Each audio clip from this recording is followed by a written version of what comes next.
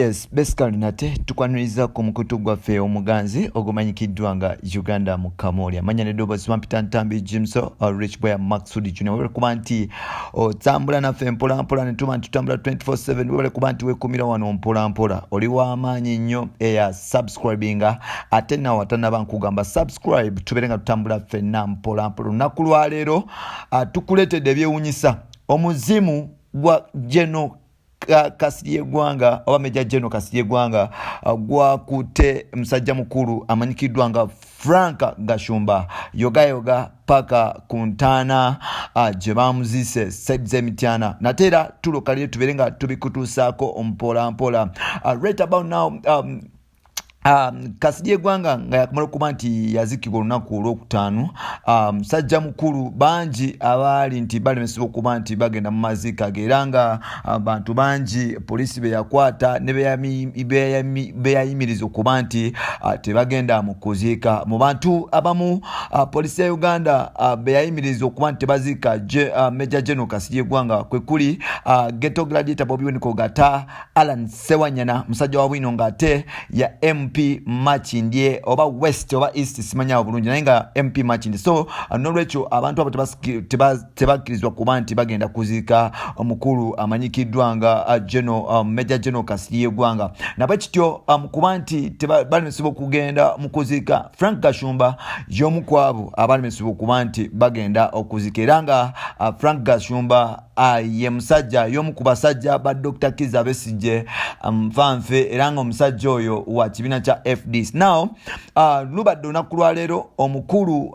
Gashumba omuzimu kiteebereza okuba nti gwambalidde n'aba nti yoga atambula oba adduka misinde paka Kuntaana ya Geno Kasirye Gwanga era nga wetwogerera omukulu oyo yagenze ku malaalo n'aba nti ateekako ekimuli. Kino nno kiraga oba Sseruganda Geno Kasirye Gwanga bwabadde nabo n'abantu abamu. Gashumba y'omu ku abo abanunulwa Geno tujjukira nti omusajja ono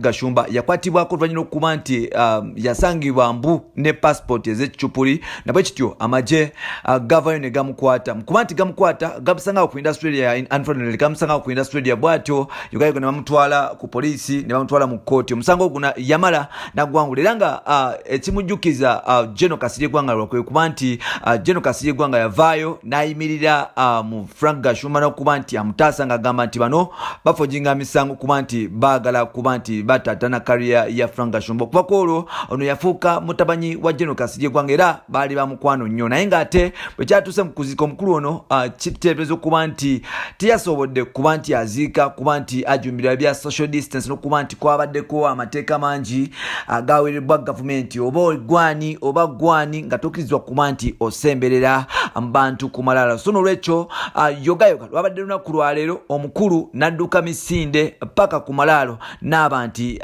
akuba eriiso erisembayo ku malaalo ga Geno Kasirye Gwanga era nga bantu bangi bavudde ne batandika okwogera nti Gashumba anonya mawulire n'ebisikaddewo. Abantu bagamba nti yes kyakoze kirungi because omukwano teguliko bulamu oba bufu oli bw'abanga mukwano gwo ne bwafa era asigala mukwano gwo. So abasinga bagamba nti Gashumba kyakoze kyekisinga okuba nti kirungi. So nolwekyo bantu mangi betusuubira okuba nti bajja kugendayo mpola mpola abalemesebwa okuba nti baziika era tujja kugamba nti yoga munnaffe Gashumba webale kuba nti ottira Geno akadde noba nti omusiibula olusembayo n'okuba nti omuteekako ekimuli. Bino n'ebirala by'olinda mu episodes zaffe zizakulusikadde Ntambi Jimso Rich Boy Maxudi Geno kuba nti wekomira wano noba nti osubscribinga gwatanabateekako ne notification button oba kakade oberenga buli story yetuteekayo gwasooka okuba nti ogifuna. Bye bye.